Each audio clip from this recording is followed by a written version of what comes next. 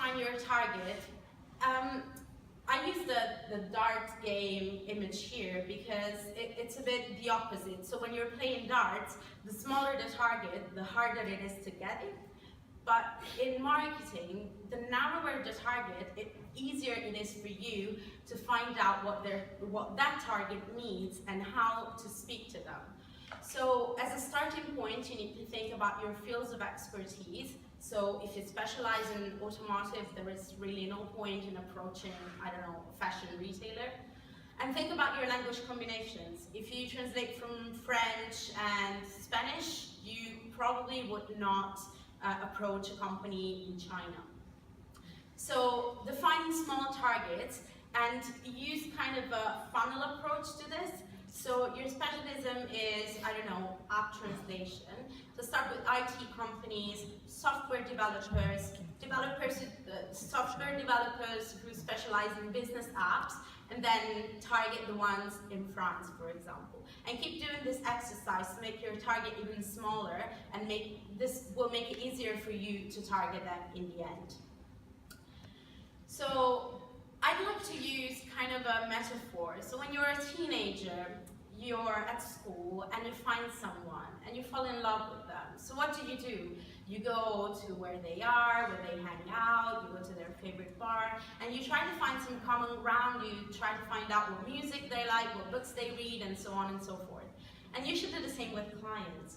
So find your ideal client, find someone who you would love to work for, because passion, I think, plays a big role in delivering quality.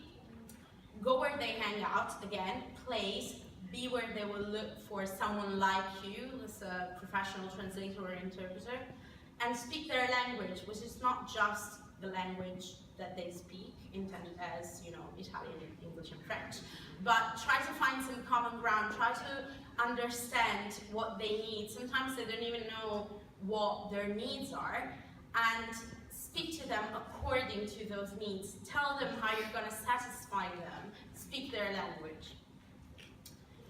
Now, again, about place, I want to use the example of CocaCola, which is one of the largest and most valuable brands out there.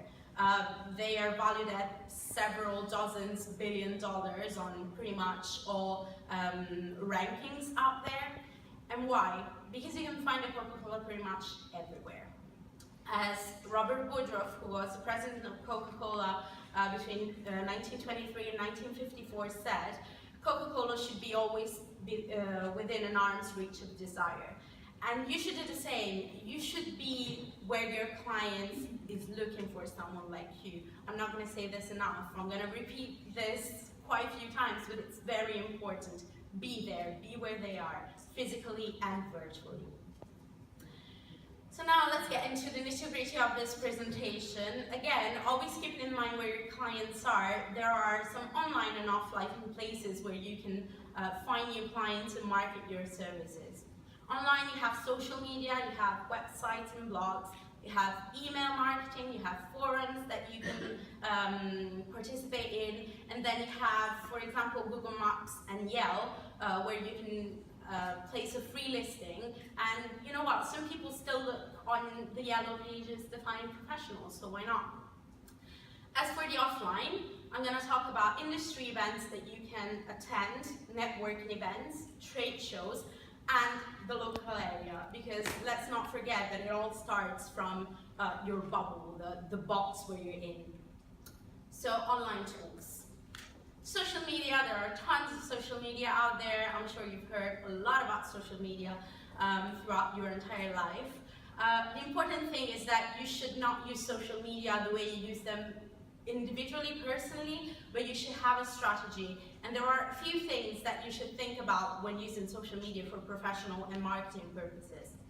First of all, usage. So how do your clients use social media? Which ones do they use? This is a chart from Marketing Donut that represents the market penetration of social media in B2B businesses in 2014. And let me say that 19% at the bottom for Instagram has grown to 40% this year.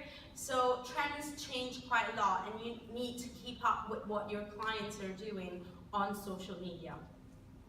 As I said, keep up with the trends. So, for example, Facebook Live, which I should be on now, hopefully, is quite a big thing. It's something that you can use to interact directly and in real time with people on Facebook. And it makes it easier than just, leaving a message and waiting for a reply. They're going to be online, they're probably going to reply to you directly then and there. Then Twitter cards. It's quite a big thing. It drives more traffic because an image-rich, content-rich tweet attracts more people, it makes it more appealing, and it can drive more traffic to your website or blog or whatever you need Twitter for. And mobile, always keep in mind that mobile now represents about 87% of internet usage in the UK and in the whole world. So make sure that the things that you do online, the content you publish, is mobile friendly. Think about the purposes for social media.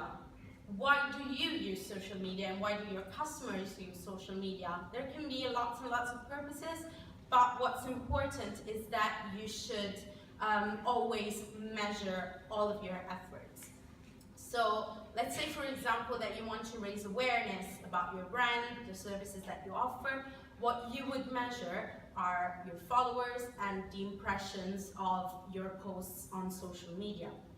If you want to engage in more communications with potential clients and colleagues alike, you will measure engagement. So for example, shares, comments on your posts, and so on. If your purpose is to drive traffic to your website or blog, you would measure the clicks that from social media link to your blog or website. And if your final aim is to get more clients, to get more work, you should definitely measure the conversion rate. So how many posts on your social media have led to a translation your way. So the important thing is to track your efforts always. And this is a very strategic way of thinking about social media. Evaluate what you're doing on a regular basis, see what works, see what doesn't, and decide where to invest time and what to ditch. As Einstein said, and forgive me Einstein if I mix up your quote, but a stupid man is the one who does the same thing over and over again and always expects the same result. So if you keep doing the same thing over and over again and you get no results, you're stupid, basically. According to Einstein, I'm not saying that. But be smarter and change your strategy according to the results that you get. Also think about when people are going to see your posts. You don't want to publish something at 3 a.m. in the morning if no one is ever going to notice it. There are tons of infographics out there that tell you which times are best or worst to publish on each social media. But always keep in mind that you should focus on your target audience. So find out when they are online. It might be that your target audience are, I don't know, freelance photographers, and they're probably online more in the morning or late at night rather than in the middle of the day as most people. Then you have the websites. Website is like a shop window for your services, and as such, it shouldn't be overcrowded. It should show your best features and of course show who you are, what you do very clearly. And it should stand out of the crowd. There are gazillions of websites out there, but what makes a good website is the content and the look of it. If you have a professionally made website, it will stand out. And if you don't have the budget to hire a web developer, web designer, there's a tool called WordPress, I'm sure you all know it, which makes you make a website and buy a template, and it's very easy, very user-friendly. You don't have to be, you don't have to know coding to manage a WordPress website. And the cost is quite low. So for the domain name, you will pay about 60 quid a year, which is like five a month. And for a template, you will spend around £50, and it's a one-off. So once you have the template, for example, with Theme Forest, you will get 6 months continuous support, and then you can customize your template as much as you want, as many times as you want. Blogs, you can have them embedded in your website, or you can have them as a separate thing. the important thing is to always keep in mind who your target audience is. So if you want to write for your colleagues, keep in mind that you will have to use certain keywords and certain types of content about translation, interpreting, and so on. And if you want to target your clients, then talk about what they will want to read. Keep your content original, because this will help in ranking higher on Google and search engines in general.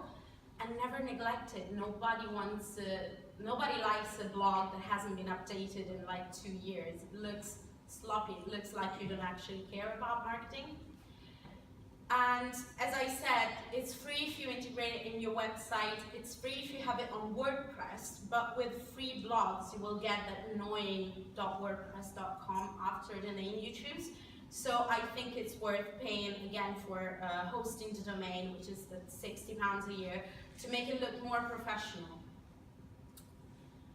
Now this is a very boring slide, I understand, but how do you rank higher in search engines? So you have to publish fresh, original content, and it has, like, the language that you use, the words that you use have to be consistent with the metadata you assign to your website. So these are like the keywords that appear in the top lines of your code. So it's the first thing that Google reads, and the keywords that you assign to each page, each blog post, and so on.